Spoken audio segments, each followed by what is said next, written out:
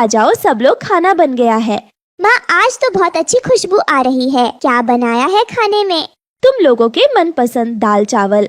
माँ, आज तो खाने में दाल चावल है। माँ, दाल चावल तो बहुत महंगे हैं, तो आपने दाल कैसे खरीदी? आज जब मैं आम बेचकर घर आ रही थी तो वो रास्ते में एक बहुत बड़ा घर बन रहा था। वहाँ पर एक मजदूर की कमी थी। लकड़ी उठाने के लिए मैं चली गई। लकड़ी उठाने के बदले मुझे 100 रुपए मिले थे, तो उसी से मैं तुम लोगों के लिए दाल चावल ले आई। तुम लोगों को रोज रोज सूखा खाना खाते हुए देखकर मुझे बहुत दुख होता था। माँ, हम तो सूखा दाना खाकर भी खुश हैं। आपको हमारे खाने के लिए इतनी मेहनत करने की क्या जरूरत है? जिस उम्र में आपको आराम करना चाहिए, उस उम्र में आप हम लोगों का पेट पालने के लिए कितनी मेहनत करती है। पगली, मैं मेहनत नहीं करूँगी तो और कौन करेगा? आखिर मैं तुम्हारी माँ हूँ। चलो अब जल्दी से खाना खा लो, वरना खाना ठंडा हो जाएगा। रानो अपनी 5 बेटियों को खाना परोसती है और एक प्लेट में खाना लेकर आंगन में लगे बड़े से आम के पेड़ के पास जाती है। मेरे प्यारे आम के पेड़, देख, आज मैं तेरे लिए क्या लेकर आई हूँ। ये दाल और चावल हैं। देखते देखते तू कब इतना बड़ा हो गया, मुझे पता ही नहीं चला। तू भले ही एक मामूली आम का पेड़ है, लेकिन मेरे लिए मेरे परिवार के सदस्य जैसा है। रानो चिड़िया खाने की थाली को उस पेड़ के पास रखकर पेड़ पर प्यार से पंख सहलाती है और अपने घर के अंदर चली जाती है। रानो चिड़िया जिस दिन से उस जंगल में आई थी, तब से ही रानो ने इस आम के पेड़ को बड़े प्यार से सींचकर बड़ा किया था। रानो चिड़िया आम के पेड़ से आम लेकर बाजार में उसे बेचकर अपना और अपने बेटियों का गुजारा करती थी। एक दिन, आप खाना छोड़कर यहाँ इस पेड़ को पानी दे रही हो। अगर एक दिन पानी नहीं दोगे तो क्या हो जाएगा? बेटी, पेड़ों में भी हमारी तरह जान होती है, इसीलिए समय समय पर इन्हें पानी देना चाहिए। हम तो भूख लगने पर खाना मांगकर खा लेते हैं, लेकिन ये तो बेजुबान होते हैं। इन्हें कोई तकलीफ होगी तो हमें कैसे बताएंगे? माँ, आप तो इस आम के पेड़ को बिल्कुल अपनी बेटियों की तरह प्यार करती हो।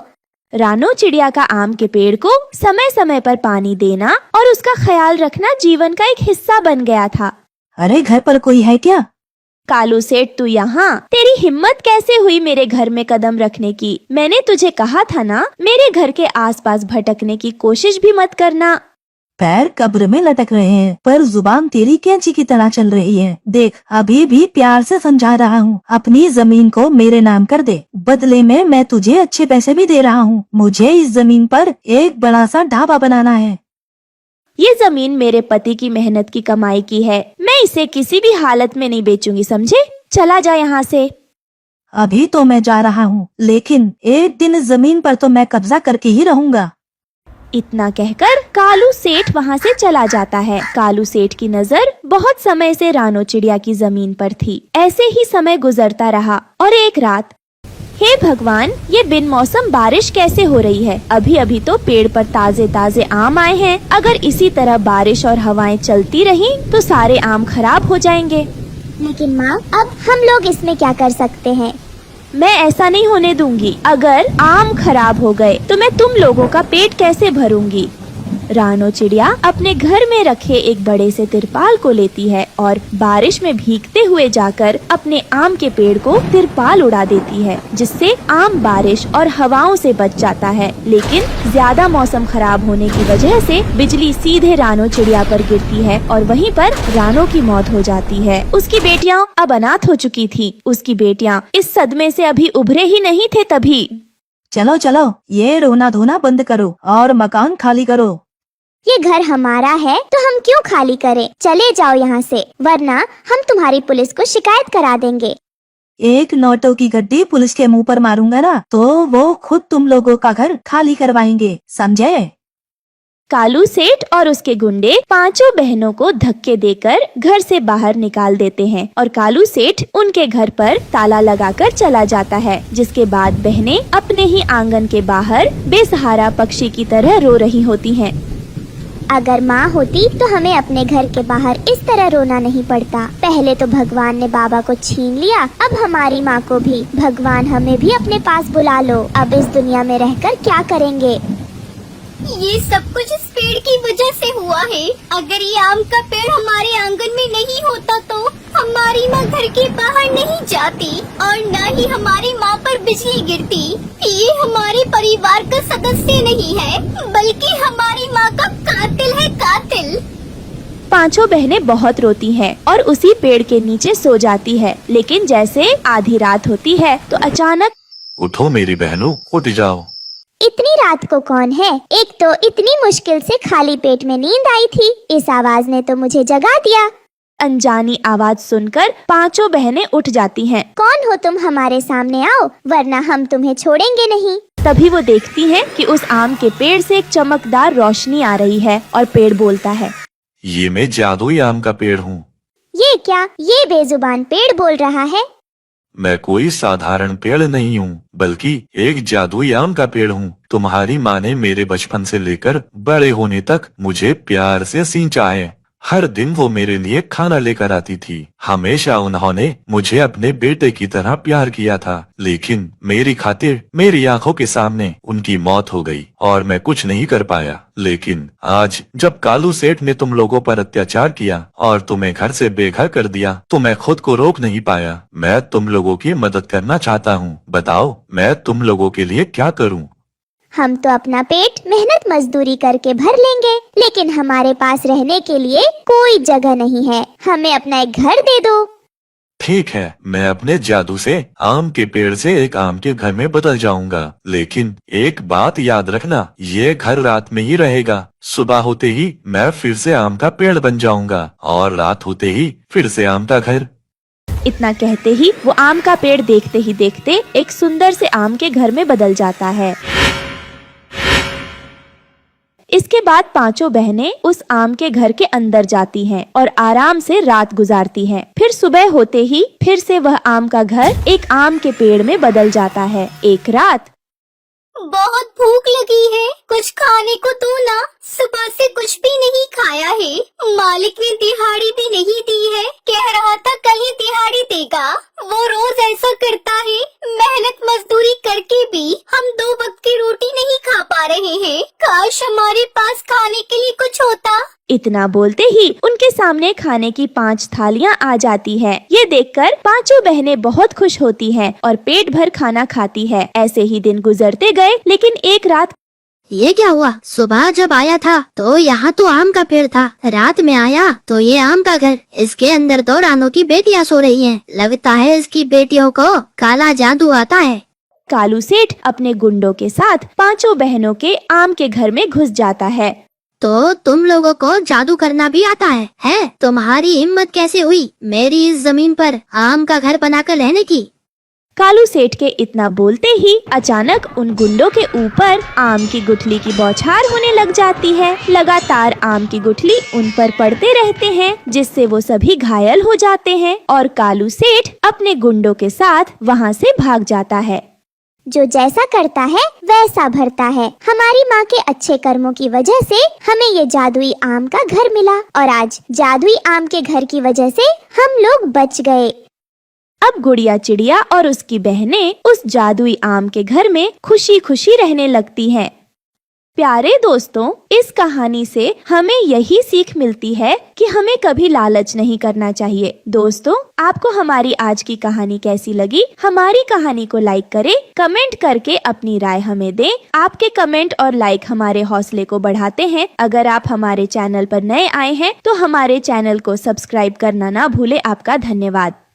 भूरा चिढ़ा और उसकी पत्नी बहुत गरीब पक्षी थे। दोनों की उम्र भी हो चुकी थी। उनकी 2 बेटियां थीं, जिनका नाम रानो चिड़िया और लाडो चिड़िया था। उन दोनों के माँ बाप अपने घर में ही मिट्टी के छोटे छोटे खिलौने और घर की सजावट का सामान बनाते थे और भूरा चिढ़ा जंगल में घूम घूम कर उन खिलौने को बेचा करता था। रेड लाइट होने पर जब हवाई मोटर रुकती तब भूरा चिढ़ा अपने खिलौने बेचने के लिए उन हवाई मोटरों की ओर दौड़ पड़ता था और अपने खिलौने उन पक्षियों को बेचा करता था। तोता भैया, ये खिलौने ले लो। मिट्टी के खिलौने हैं, हाथ से बने हुए। आप इन्हें घर में भी सजा सकते हो। ये बहुत ही मजबूत खिलौने हैं। साहब ले लो ना। अरे नहीं, नहीं चाहिए। पर ये खिलौने कितने का दे रहे हो? भैया जी, 200 रुपए का है। ये खिलौना ले लो ना। इतना महंगा? इससे अच्छा तो मैं दुकान से खरीद लूंगा। वहाँ बहुत मजबूत और टिकाऊ अच्छे सामान मिलते हैं। तुम्हारे सामान की तो कोई गारंटी भी नहीं है। चलो भागो यहाँ से, मुझे कुछ भी नहीं चाहिए। ये बात सुनकर भूरा चिड़ा उदास हो जाता है। भूरा चिड़ा के लिए उन खिलौनों को बेचना एक चुनौती भरा काम था। उसे पक्षी देखना तो दूर अपना मुंह फेर लेते थे। अपनी पत्नी के बनाए हुए सामान को बेचने के लिए वो बहुत मेहनत करता था। इसी दौरान एक दिन भूरा चिड़ा सामान बेचने के लिए जल्दबाजी में रास्ता पार कर रहा था कि अचानक सामने से आ रही एक तेज रफ्तार हवाई मोटर ने भूरा चिड़ा को जोरदार टक्कर मारी और भूरा चिड़ा वही जमीन पर गिर गया। इस हादसे में भूरा चिड़ा की मृत्यु हो गई। भूरा चिड़ा की लाश जब घर लाई गई तो उसकी पत्नी यह सदमा बर्दाश्त नहीं कर सकी और उसकी भी मृत्यु हो जाती है। भूरा चिड़ा की मौत के बाद उनकी दोनों बेटियां अनाथ हो गईं। लाडो चिड़िया जोर जोर से रोने लगी और अपनी बड़ी बहन रानो चिड़िया से कहती है, मेरी बहन, मैं हूँ ना, तेरी बड़ी बहन हमेशा तेरे साथ है। मैं तेरा ख्याल रखूंगी। तुझे कभी भी माँ और पिताजी की कमी महसूस होने नहीं दूंगी। दीदी, अब हम क्या करेंगे, कहाँ जाएंगे और क्या खाएंगे? हमारे पास तो पैसे भी नहीं है जिससे हम अपना गुजारा कर सके। तू चिंता मत कर लाडो, माँ के बनाए हुए कुछ मिट्टी के खिलौने और सजावट के सामान रखे हैं जो बाबा ने बेचे नहीं। उन्हें बेचने से पहले ही माँ और बाबा हमें अकेला छोड़कर चले गए। हम उन सभी सामान को बेचेंगे और उनसे जो हमें पैसे मिलेंगे उससे हम अपना खर्चा चलाएंगे। तू फिक्र मत कर, मैं हूँ ना, मैं सब संभाल लूंगी। फिर दूसरे दिन रानो चिड़िया और लाडो चिड़िया जंगल के किनारे बैठकर बचे हुए मिट्टी के खिलौने और सामान बेचने लगती है। उन दोनों बहनों को सामान बेचते हुए देखकर जंगल से गुजरने वाले राहगीरों का दिल पिघलने लगा और वो पक्षी रानो चिड़िया और लाडो चिड़िया का सामान खरीदने लगे। ये सामान कितने का है चिड़िया, बताओ जरा। मेम साहब, सिर्फ 100 रुपए का है, ले लो ना। ये बहुत ही मजबूत, टिकाऊ, सुंदर सामान है और वो भी बहुत सस्ते दाम में। ये सुनकर गोरी उन दोनों अनाथ बहनों से कहती है, बहुत महंगा है ये सामान, मैं तो 50 रुपए ही दूंगी। ठीक है मैडम, आप इसे 50 रुपए में ही ले लीजिए। तभी वहाँ एक और पक्षी आता है और वो उनसे कहता है, अरे चिड़िया, ये खिलौना और ये बर्तन दो मुझे। ठीक है, ये लीजिए, आपके पूरे 100 रुपए हो गए।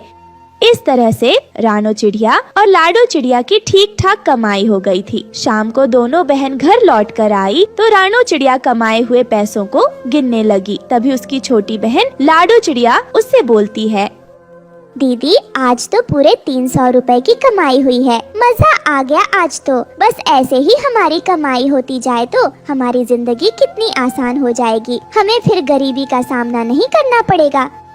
हाँ लाडो, आज तो ठीक ठाक कमाई हो गई है, लेकिन इतने से पैसों में हमारा काम नहीं चलेगा। माँ के बनाए हुए सामान जल्दी ही खत्म हो जाएंगे। फिर हमें जल्दी ही सोचना होगा कि सामान खत्म होने के बाद हम क्या करेंगे, क्योंकि हमारे पास बेचने के लिए कुछ भी नहीं होगा। इसलिए तुम ज्यादा खुश मत हो, अभी हमारी परेशानी कम नहीं हुई है।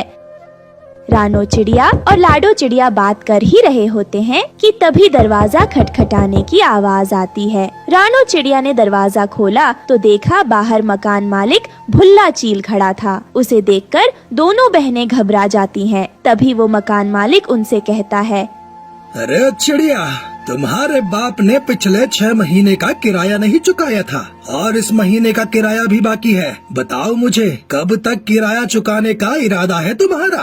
उन सब पैसों के हिसाब से 6 महीने का किराया 3000 होता है। तो मुझे कल शाम तक तुम दोनों बहनें 3000 रुपए दे दो, नहीं तो तुम्हारा सारा सामान ले जाऊंगा और घर खाली करवा दूंगा। समझी या नहीं? ये सुनकर वो दोनों बहनें भुल्ला चील से विनती करने लगती हैं। सेठ जी, आपको तो पता है ना, हम अनाथ हो गए हैं। हमारा इस दुनिया में कोई भी नहीं है। इतनी बड़ी रकम हम कहाँ से लाएंगे, वो भी इतनी जल्दी? आप हम पर रहम करो, हमें थोड़ा समय दे दीजिए। हम आपसे वादा करते हैं कि थोड़ा थोड़ा करके आपका किराया जरूर चुका देंगे। आप फिक्र मत करो, बस हमें थोड़ी और मोहलत दे दो। तो ठीक है, तुम दोनों बहनें आज से ही शुरुआत कर दो। लाओ, आज के पैसे मुझे दो। जितने भी पैसे हैं तुम्हारे पास सब मुझे दे दो। फिर भुल्ला चील रानो चिड़िया के हाथ से सारे पैसे छीन लेता है और वहाँ से चला जाता है। वो दोनों बेबस खड़ी खड़ी ये सब देखती रह जाती है। फिर दूसरे दिन लाडो चिड़िया और रानो चिड़िया ने मिट्टी के खिलौने बेचकर जो भी कमाया वो भी जालिम चील ने किराए के नाम पर उनसे छीन लिया। ये देखकर वो दोनों बहुत गुस्सा हो जाती है। दीदी, इस तरह से तो हम एक भी पैसा इकट्ठा नहीं कर पाएंगे। हमारे पास कुछ खाने के लिए भी पैसे नहीं हैं। अब हम क्या करेंगे? हाँ लाडो, तुम बिल्कुल ठीक कह रही हो। कल उस मकान मालिक को आने दो, मैं उससे साफ साफ टुकड़े में मना कर दूंगी। हमारे पास उसको देने के लिए एक भी पैसा नहीं है। वो दोनों बहनें ये सब बातें कर रही होती हैं, तभी अचानक तेज बारिश शुरू हो जाती है और मकान मालिक फिर दोबारा उनके घर आता है। हाँ तो रानो चिड़िया बताओ, अब तुम्हारा क्या कहना है? इतने दिन हो गए, पैसों का इंतजाम हुआ है या नहीं? चील अंकल, अब कौन से पैसे? आप वैसे भी हमसे अब तक बहुत पैसे ले चुके हैं, बस अब और नहीं। अब हम आपको एक फुटी कोड़ी भी नहीं देंगे। आपको जो करना है कर लो। ये सुनकर भुल्ला चील आग बबूला हो जाता है। अच्छा, तेरी इतनी हिम्मत, तू मुझे ना करेगी। देख अब मैं तेरे साथ क्या करता हूँ। सुनो साथियों, जितना भी इनका सामान है उसे उठाकर घर से बाहर फेंको। और हाँ, उसके बाद इन दोनों अनाथ बहनों को भी धक्के मारकर घर से बाहर निकाल दो। ये सुनकर भुल्ला चील के साथी पक्षी उन दोनों का सारा सामान बाहर फेंक देते हैं और उन दोनों को भी घर से बाहर निकालने लगते हैं। मालिक रहम करो हम पर, हमें इस घर से बाहर मत निकालो। अभी बाहर बहुत तेज बारिश भी हो रही है, हम कहाँ जाएंगे? हमारे पास रहने के लिए कोई आसरा भी नहीं है।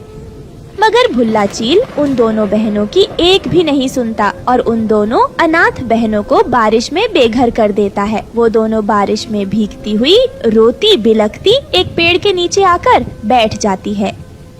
दीदी, अब हम क्या करेंगे? इस बारिश में हमें कोई आसरा भी नहीं देगा। हम कहाँ जाएंगे? लाडो, तू परेशान मत हो, भगवान हमारी सहायता जरूर करेंगे। वो हमें कोई ना कोई रास्ता जरूर दिखाएंगे। तभी उन दोनों बहनों को किसी पक्षी के रोने की आवाज सुनाई देती है। वो बारिश में भीगती हुई उस आवाज के पीछे जाती है। वो वहाँ जाकर देखती है कि एक पिंजरे में एक चिड़िया कैद है और वो मदद की गुहार लगा रही है। लाडो और रानो चिड़िया बिना कुछ सोचे समझे उसे आजाद कर देती है और वो चिड़िया बाहर निकलकर एक सुंदर सी परी में बदल जाती है। उसे देख दोनों बहनें दंग रह जाती हैं। अरे बाप रे, ये तो एक जादुई परी है। हाँ, मैं एक जादुई परी हूँ और तुम दोनों का बहुत बहुत शुक्रिया जो तुमने मुझे इस पिंजरे से आजाद किया। और तुम परेशान मत हो, मैं तुम दोनों बहनों की सारी परेशानी जानती हूँ और मेरे पास उसका उपाय भी है। सच में परी जी, आप जानती हैं हम दोनों बहनों के पास रहने के लिए कोई आसरा नहीं है और इस बारिश में हम ऐसे ही भीगते रहे तो हम बीमार पड़कर मर जाएंगे। लाडो चिड़िया और रानो चिड़िया, तुम दोनों की इस परेशानी का हल है मेरे पास। ये कहकर परी अपने जादू से वहाँ पर एक जादुई बैंगन का घर बना देती है जो दिखने में बहुत सुंदर था। उसे देखकर वो दोनों बहनें बहुत खुश होती हैं। अरे वाह, ये बैंगन का घर तो बहुत सुंदर है। ये कोई साधारण बैंगन का घर नहीं बल्कि जादुई बैंगन का घर है। इस घर में तुम्हें तुम्हारी जरूरत की हर चीज मिलेगी और ये जादुई बैंगन का घर तुम्हें बारिश और तूफान से भी बचाएगा। जाओ, अब तुम दोनों इस बैंगन के घर में आराम से रह सकती हो। ये सुनकर वो दोनों बहनें बहुत खुशी होती हैं और परी का धन्यवाद करके उस जादुई बैंगन के घर में खुशी खुशी रहने लगती है। अरे वाह, ये पेड़ तो बहुत बड़ा है। मैं एक काम करता हूँ, इसी को काट लेता हूँ। लेकिन इस पेड़ पर तो किसी का घर बना है, लेकिन मुझे इससे क्या? मुझे तो इस पेड़ के ज्यादा पैसे मिलेंगे। मैं इसी को काट लेता हूँ। यह कहकर वो इंसान उस पेड़ को काटकर अपनी गाड़ी में रखकर वहाँ से ले जाता है। वो जालिम इंसान तो यह भी नहीं देखता कि उस बेचारी चिड़िया का घर टूटकर गिर गया है। गुड़िया बेटी, अब हमें भोजन तो मिल गया है, चलो अब हम घर चलते हैं क्योंकि घर की छत अपनी बहुत कमजोर है। हमें उसकी मरम्मत भी तो करनी है ना। अगर वक्त से पहले बरसात आ गई तो हम बेघर हो जाएंगे। फिर वो दोनों माँ बेटी अपने घर आती हैं, लेकिन वो दोनों तो इस बात से बेखबर थीं कि आज तो उन्हें कोई एक जालिम इंसान बेघर कर गया है। वो दोनों जब अपने घर आती हैं तो देखती हैं कि उनका घर तो टूटा हुआ जमीन पर पड़ा था और जिस पेड़ पर उनका घर था वो पेड़ भी कोई काट कर ले जा चुका था। वहाँ तो बस कुछ टूटी लकड़ियाँ और पत्ते पड़े हुए थे। उसे देख रानो चिड़िया के होश उड़ जाते हैं। गुड़िया बेटी, यह क्या, किसी ने हमारा घर तोड़ दिया। मैंने किसी का क्या बिगाड़ा था जो किसी ने मुझे और मेरी बेटी को बेघर कर दिया। बारिशों का मौसम भी आने वाला है, मैं इतनी जल्दी अपना नया घर भी नहीं बना पाऊंगी। क्या करूं, मुझे तो कुछ भी समझ नहीं आ रहा है। मम्मा मम्मा, ये इंसान क्यों ऐसा करते हैं? ये इतने जालिम क्यों होते हैं? बेटा, यह इंसान कुछ पैसों की खातिर पेड़ भी काट कर ले जाते हैं और हम जैसे पक्षियों को बेघर भी कर देते हैं। ये नहीं जानते कि ये पेड़ हम पक्षियों की ही नहीं बल्कि इन मनुष्यों की कितनी मदद करता है। इन्हें धूप से बचने के छांव देता है, इन्हें खाने के लिए फल भी देता है। पर ये इंसान इन बातों को कहाँ समझते हैं। ये तो बस चंद कागज के टुकड़ों के लिए मासूम बेजुबान पेड़ों को काट देते हैं। फिर रानो चिड़िया अपनी बेटी को लेकर कबूतर के पास जाती है और कबूतर से कहती है, कबूतर भैया, इंसान ने पेड़ काट दिया और मेरा घर भी तोड़ दिया। कबूतर भैया, आप मेरी मदद करें, नया घर बनाने में मेरी मदद कर दें। बारिश का मौसम भी आने वाला है, मैं उससे पहले अपना घर बनाना चाहती हूँ। चिड़िया बहन, मैं तुम्हारी मदद करता, मैं ऐसा जरूर करता, लेकिन मैं तो अभी अपनी बहन के घर जा रहा हूँ क्योंकि मेरी बहन की तबीयत बहुत खराब है। मैं उसके लिए दवा लेकर जा रहा हूँ। यह कहते हुए कबूतर वहाँ से उड़ जाता है। तब गुड़िया चिड़िया अपनी मम्मा से कहती है, मम्मा मम्मा, अब हम क्या करें और हम कहाँ जाएं मम्मा? मेरी बेटी, तुम चिंता मत करो, मैं हूँ ना तुम्हारे साथ। आप इतना परेशान क्यों हो रहे हो? यह कहकर चिड़िया फिर से उड़ती है और वो तोते के पास जाती है। वो तोते से कुछ कहती उससे पहले कि तोता अपने ही रोना रोने लग जाता है। चिड़िया बहन, तेज हवा की वजह से मेरा घर टूट गया है। मैं बहुत परेशान हूँ और बारिशों का मौसम भी आने वाला है। मेरे पास समय भी नहीं है और मेरे साथ तो कोई है भी नहीं जो मेरी मदद कर सके। तोते भैया, मेरा घर भी इंसानों ने तोड़ दिया है। मैं तो आपके पास मदद के लिए आई थी, लेकिन आप तो पहले से ही परेशान हैं, इसलिए अब मैं चलती हूँ। फिर चिड़िया अपनी बेटी को लेकर गोरी कौवी के पास जाती है। चिड़िया, मैं तुम्हें अपने घर में रख तो लेती हूँ, लेकिन पहले मुझसे वादा करो कि रात में तुम्हारी बेटी यह चूचू तो नहीं करेंगी, क्योंकि आवाज में मुझे नींद नहीं आती है। मैं चुप रहूंगी आंटी, मैं कोई आवाज भी नहीं करूंगी, लेकिन प्लीज आप हमें अपने घर में रख लो। गौरी बहन, यह बच्ची है और बच्चे चुप कहाँ बैठते हैं, वो थोड़ी बहुत तो आवाजें करते ही हैं। आप खुश रहे, मैं कहीं और चली जाती हूँ। शाम होने को थी। रानो चिड़िया एक जगह बैठी हुई थी। वहीं पास में ही एक जादुई मशरूम था जो रानो चिड़िया से कहता है, हे चिड़िया बहन, मेरी मदद करो। वो जो पास में एक मशरूम का पौधा है उसके ऊपर से कांटा हटा दो। वो मेरी जड़ से निकला है, उसे बहुत तकलीफ हो रही है। मशरूम भाई, आप चिंता न करो, मैं अभी वो कांटे हटा देती हूँ। फिर रानो चिड़िया उस छोटे मशरूम के पौधे से वो कांटे हटा देती है। हे चिड़िया बहन, आप इतनी परेशान क्यों लग रही हैं? क्या परेशानी है आपकी? मेरा घर एक जालिम इंसान ने तोड़ दिया है और बरसात का मौसम भी आने वाला है और मेरे पास इतना समय भी नहीं है कि मैं अपना घर बना सकूं। बस मैं इसीलिए इतनी परेशान हूँ। चिड़िया, आप चिंता ना करें, आप थोड़ा सा आगे जाओगी, वहाँ एक पेड़ के पीछे इंसानों की एक पुरानी रेलगाड़ी का डिब्बा खड़ा है जो कि अब इंसानों के काम का नहीं है। आप उसमें जाकर रह सकती हो, वो बहुत मजबूत है और आपको बारिश से बचाएगा। मशरूम भाई, ट्रेन का घर, लेकिन यह कैसे हो सकता है? चिड़िया बहन, आप वहाँ जाओ, वो ट्रेन का डिब्बा मेरा दोस्त है। आप जाकर बोलना, खुल जा सिम सिम। वो ये सुनते ही अपना दरवाजा तुम्हारे लिए खोल देगा। मम्मा मम्मा, चलो ना जादुई ट्रेन घर में, बारिश भी अब कभी भी बरस सकती है। फिर वो दोनों माँ बेटी पुरानी ट्रेन के डिब्बे के पास जाकर कहती है, खुल जा सिम सिम। तभी वो ट्रेन घर अपना दरवाजा खोल देता है और वो दोनों अंदर जाकर देखते हैं तो वहाँ खाने पीने और गरम घोंसला सारी चीजें रखी होती हैं। मम्मा वाह, यहाँ तो सब चीजें हैं। मम्मा वो देखो फ्रिज जिसमें ठंडा पानी होता है। ऐसे ही कुछ दिन बीत जाते हैं। एक दिन गौरी रानो चिड़िया से मिलती है। चिड़िया, तुमने अपना नया घर कहाँ बनाया है? कहीं दिखाई नहीं देता। गौरी बहन, जिसकी कोई मदद नहीं करता उसकी मदद ऊपर वाला करता है, इसलिए मैंने एक बड़े जादुई ट्रेन में अपना घर बना लिया है। क्या चिड़िया, ट्रेन का घर देखते हैं कि तुम उस घर में कितने दिन रह पाती हो?